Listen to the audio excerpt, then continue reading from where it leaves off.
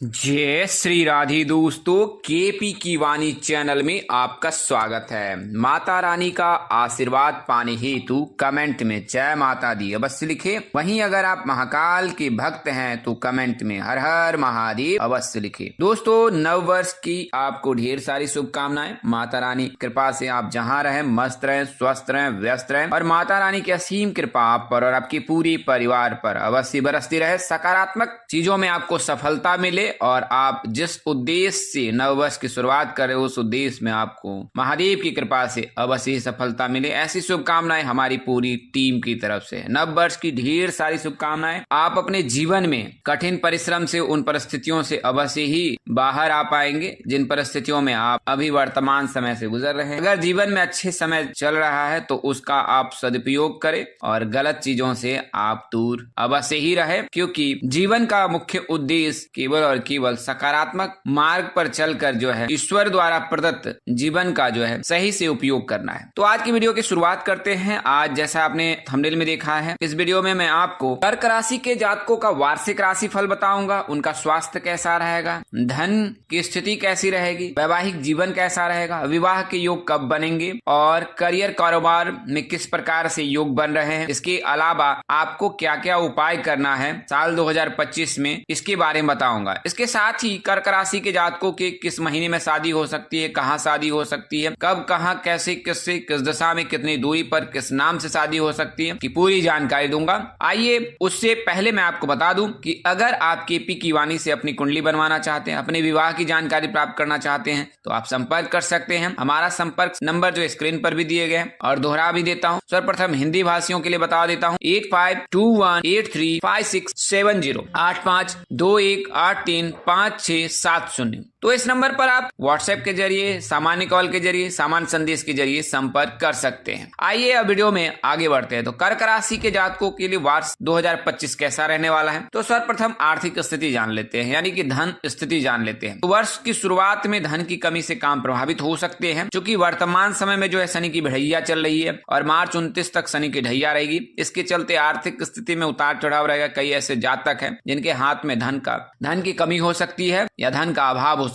मार्च के बाद अटका हुआ धन वापस मिलेगा, रुका हुआ धन वापस मिलेगा, धन में आमदनी बढ़ेगी, कारोबार में आमदनी बढ़ेगी, कैरियर में सफलता मिलेगी। कैरियर आप स्विच करना चाहते हैं तो मार्च 29 के बाद जो है आप स्विच कर सकते हैं, आपके लिए समय उत्तम रहेगा। इस वर्ष आपकी आर्थिक स्थिति उतार चढ़ाव वाली रहेगी। इसमें जो है कभी सुधार तो कभी जो है परेशान करने वाली स्थिति रहेगी, लेकिन जून के बाद काम अच्छे रहेंगे। अगर कारोबार से जुड़े हैं तो जून के बाद आपको लाभ मिल सकता है। कैरियर संबंध की परेशानी जो है वो जून के बाद समाप्त हो जाएंगी, जिसके कारण आपको धन लाभ हो सकता है। राहु की स्थिति के कारण शेयर मार्केट में आप सावधानी पूर्वक निवेश करें। अगर आप कारोबार से जुड़े हैं, शेयर मार्केट से जुड़े हैं तो अगले साल निवेश करने के समय बारीकी से इस पर ध्यान दें। बड़े बुजुर्गों की सलाह लें, घर के बड़े सदस्यों की सलाह लें और उसके पश्चात ही आप शेयर जो है उसमें निवेश करें, बिटकॉइन में निवेश करें तो आपको अवश्य ही लाभ होगा। आय के स्रोत कम होने से जो है आप चिंता बनी रहेगी, लेकिन अगर आप चंद्रदेव की पूजा उपासना करेंगे तो आपकी चिंता अवश्य दूर हो जाएगी, क्योंकि आपके राशि स्वामी जो है चंद्रदेव हैं और आराध्य जो है देवों के देव महादेव हैं। तो अगर आप महादेव की पूजा उपासना करते हैं तो आपकी जो मानसिक तनाव की समस्या है वो अवश्य ही दूर हो जाएगी। बचत पर ध्यान दें और ध्यान बचत पर रहने के साथ साथ निवेश पर भी रहे, ताकि कि आपको आने वाले समय में धन का अभाव न हो। पार्टनर के साथ आपके संबंध अच्छे रहेंगे। इस वर्ष अपने खर्चों पर नियंत्रण रखने की कोशिश करें। अब बात करें सेहत की, तो छोटी मोटी बीमारियों से आप पीड़ित हो सकते हैं, पेट संबंधी परेशानी हो सकती है, मानसिक तनाव की समस्या हो सकती है, लेकिन 18 मई के पहले आप काफी सारी समस्याओं से बचे रहेंगे। 18 मई से पहले।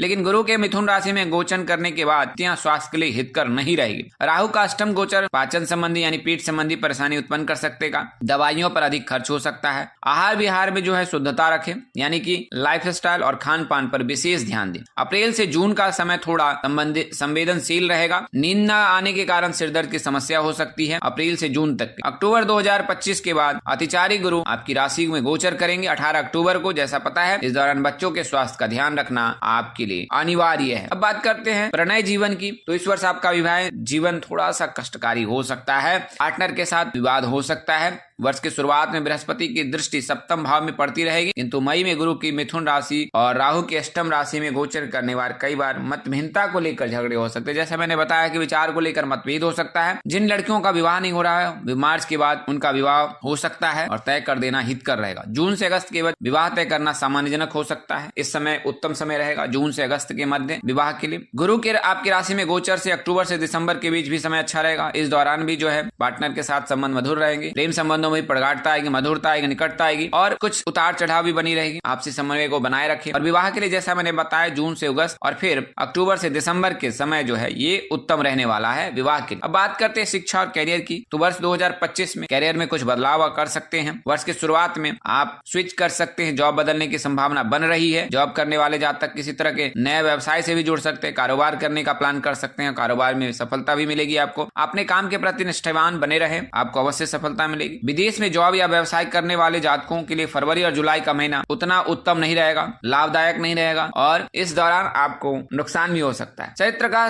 सही से पालन करें, क्योंकि कैरियर कारोबार सभी में जो है चरित्र का उचित रहना बहुत ही जरूरी होता है। फाइनेंस से जुड़े लोगों को मई के बाद थोड़ी सावधानी रखनी होगी। अष्टम भाव में राहु का गोचर आपको भ्रमित कर सकता है, इसका आप अवश्य ध्यान रखें, क्योंकि राहु जो है द्विस्वभावी जातक को द्विस्वभावी बनाता है। तो इस परिस्थिति में जातक जो है फैसले लेने में असमर्थ रहता है, तो इसका आप अवश्य ध्यान रखें। करना क्या है आपको, तो प्रत्येक शनिवार को बहती जलधारा में जौ बहाएं। इसके अलावा शिव जी की आराधना, उपासना, पूजा अवश्य करें। अगर आप शिव जी के शरण चरण में रहते हैं तो यकीनन आपको आने वाले वर्ष में किसी प्रकार की कोई कठिनाई नहीं होगी। अगर कोई कठिनाई आने वाली भी होगी तो वो टल जाएंगी। वहीं आप रोजाना जो है शिव जी की जो है जलाभिषेक अवश्य करें। चंद्रमा का जो है दर्शन आप अवश्य करें। चतुर्थी तिथि को छोड़कर जो है शुक्ल पक्ष में अगर आप 2 से 3 मिनट भी चंद्रमा का दर्शन करते हैं और चंद्रमा के सानिध्य में रहते हैं तो आपको बहुत लाभ होगा, मन प्रसन्न रहेगा और मानसिक तनाव से भी मुक्ति मिलेगी। अब बात करते हैं विवाह की। तो साल 2025 में कर्क राशि के जातकों के लिए विवाह के प्रबल योग हैं। जैसा मैंने बताया है कि जून और अगस्त के बीच विवाह तय हो सकता है और अक्टूबर से दिसंबर के मध्य विवाह के योग हैं। इससे पूर्व भी मार्च 29 के बाद जब शनि की ढैया समाप्त हो जाएगी तो फिर आपके लिए विवाह के योग बनेंगे। गुरु की 11वीं दृष्टि जो है आपके लिए विवाह का योग बना रहा है। अगर आप कर्क राशि के जातक हैं तो गुरु का जो गोचर कुछ इस प्रकार से रहेगा। साल 2025 में गुरु 14 मई 2025 को जो है मिथुन राशि में गोचर करेंगे और 17 अक्टूबर 2025 तक जो है मिथुन राशि में रहेंगे। 18 अक्टूबर 2025 को जो है गुरु गोचर कर जाएंगे कर्क राशि में और फिर 5 दिसंबर तक कर्क राशि में रहेंगे और फिर वक्री चाल चलकर मिथुन राशि में 5 दिसंबर को जो है गुरु गोचर करेंगे। तो 18 अक्टूबर से लेकर दिसंबर 5 के मध्य जो है कर्क राशि के जातकों के लिए शुभ समय रहेगा। वर्ष के शुरू में यानी कि जनवरी से लेकर मार्च के मध्य तक या मई के मध्य तक जो है गुरु के एकादश भाव की दृष्टि भी आपके लिए शुभ योग बना रहा है। अगर आप कर्क राशि के जातक हैं तो आपके लिए शुभ योग है, आपके विवाह के प्रबल योग बन रहे हैं। अगर आप कर्क राशि के जातक हैं, खासकर लड़कियों के लिए विवाह का शुभ योग बन रहा है। अब बात करते हैं दिशा की। तो कर्क राशि के जातकों के लिए उत्तर दिशा उत्तम माना जाता है। इसके अलावा जो है पूर्व दिशा में भी विवाह के योग बनते हैं। कई ऐसे जातक हैं कर्क राशि के जिनकी शादी दक्षिण दिशा में भी होती है, तो यह निर्भर करता है। बात करें अगर कर्क राशि के जातकों के जन्मदिन से तो 25 वर्ष से लेकर 30 वर्ष के मध्य जो भी कर्क राशि के जातक होते हैं उनके विवाह के योग प्रबल रहते हैं। अगर महीने की बात करें तो मार्च, अप्रैल, नवंबर का महीना शुभ होता है। इस वर्ष भी कुछ इस प्रकार से ही विवाह के योग हैं। आपको करना क्या है, तो शिव जी की पूजा, उपासना, आराधना करनी है। बात करें अगर नाम अक्षर की तो एस नाम के जातक, जी नाम के जातक, एल नाम के जातक, एम नाम के जातक से विवाह के योग बन रहे हैं। अगर विवाह की बात करें राशि की तो मेष राशि के जातकों से विवाह करना श्रेष्ठकर होगा अगर आप कर्क राशि के जातक हैं। तो कर्क राशि के जो भी जातक हैं उनके लिए साल 2025 मिला जुला रहने वाला है। धन की आमदनी हो सकती है। कैरियर कारोबार में भी सफलता मिल सकती है। थोड़ा सा वैवाहिक जीवन कष्टमय हो सकता है। विचारों में मतभेद हो सकते हैं। तो सामंजस्य बिठाकर अगर आप चले तो दिक्कत नहीं आएगी अगर आप कर्क राशि के जातक हैं। और राहु के चलते थोड़े द्वेषभावी हो सकते हैं तो उसका आप ख्याल रखें। धन का व्यय हो सकता है, तो जब भी कोई चीज खरीदे या कहीं पे भी इन्वेस्ट करें तो अपने पार्टनर की अवश्य सलाह लें, तो आपको अवश्य ही लाभ प्राप्त होगा और आपका धन का नुकसान नहीं होगा। विशेष जानकारी के लिए आप हमें व्हाट्सएप कर सकते हैं और कर्क राशि के जातकों की और पूरी जानकारी भी आप व्हाट्सएप के जरिए प्राप्त कर सकते हैं। अगर आप लिखित में यह जानकारी प्राप्त करना चाहते तो हमें व्हाट्सएप करें।